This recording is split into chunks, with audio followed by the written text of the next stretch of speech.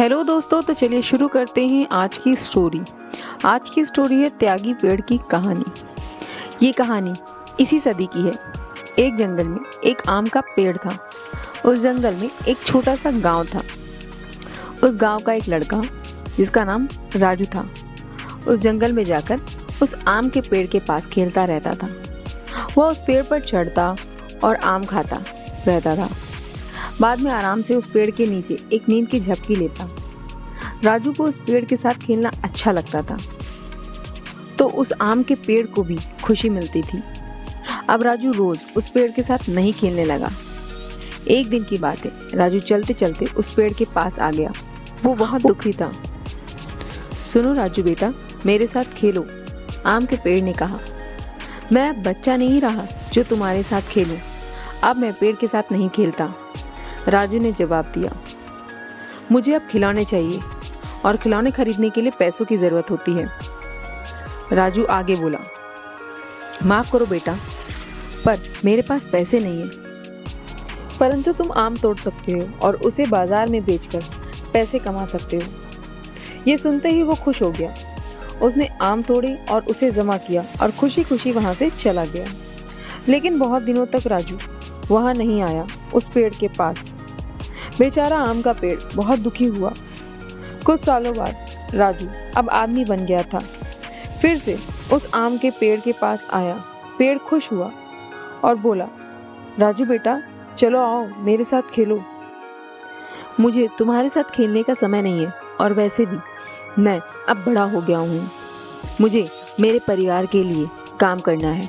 क्या तुम मेरी मदद कर सकते हो? राजू ने पूछा। मुझे माफ कर दो बेटा, पर मेरे पास तो तुमको देने के लिए घर नहीं है, परंतु तुम मेरी शाखाएं तोड़कर तुम्हारा घर बना सकते हो। ऐसा सुनते ही राजू ने पेड़ की सभी शाखाएं तोड़ दी और उन्हें साथ लेकर वहां से खुशी खुशी चला गया। शाखाएं तोड़ने के बावजूद आम का पेड़ खुश था, परंतु राजू उसके बाद भी नहीं आया और पेड़ बेचारा बहुत दुखी हुआ। कुछ सालों बाद गर्मियों के दिनों में राजू फिर से उस पेड़ के नीचे आया। पेड़ बहुत खुश हुआ और बोला, चलो मेरे साथ खेलो। नहीं, अब मैं बूढ़ा हो गया हूँ, मुझे जिंदगी आराम से बिताने के लिए नौकायन चाहिए। तुम मुझे बोट दे सकते हो? राजू ने पूछा। तुम मेरे तने का इस्तेमाल करो और बोट बनाओ, फिर तुम नौकायन को जाके खुश रह सकते हो। फिर क्या? राजू ने उस पेड़ के तने को भी काट लिया और उससे एक बोट बनाई और नौकायन को चला गया। फिर बहुत सालों बाद तक राजू वापस नहीं आया। ऐसे ही कुछ साल बीत गए। आखिर एक दिन राजू वापस आया। राजू को देखकर पेड़ बोला, मुझे माफ करना बेटा, पर मेरे पास अब तुम्हें देने के लिए कुछ नहीं बचा। आम तो कभी के खत्म हो गए।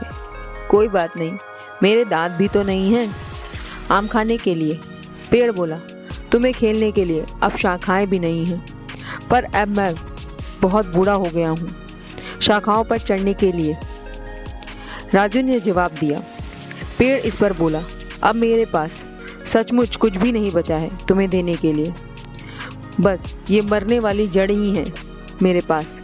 और आम का पेड़ रोने लगा।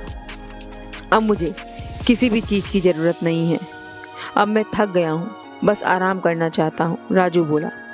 पेड़ बोला, तो फिर तो अच्छा है। पेड़ की जड़ें आराम के लिए सबसे अच्छी जगह होती हैं। आओ मेरे पास बैठो और आराम करो। राजू नीचे बैठा और आम का पेड़ खुश हुआ।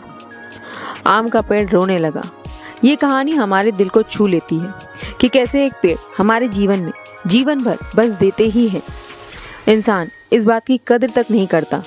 पेड़ हमें छांव, फल, लकड़ियाँ देते हैं और हम इंसान उन्हें बेरहमी से हमारे फायदे के लिए काट देते हैं और वापस कुछ नहीं देते। दोस्तों, आपसे गुजारिश है कि अगर आप नया पेड़ नहीं लगा सकते हो तो कम से कम पहले से लगे पेड़ों को मत काटो। अब अगर कहानी अच्छी लगी हो तो इसे लाइक कीजिए और चैनल को सब्सक्राइब कीजिए। Thanks for watching. Bye bye.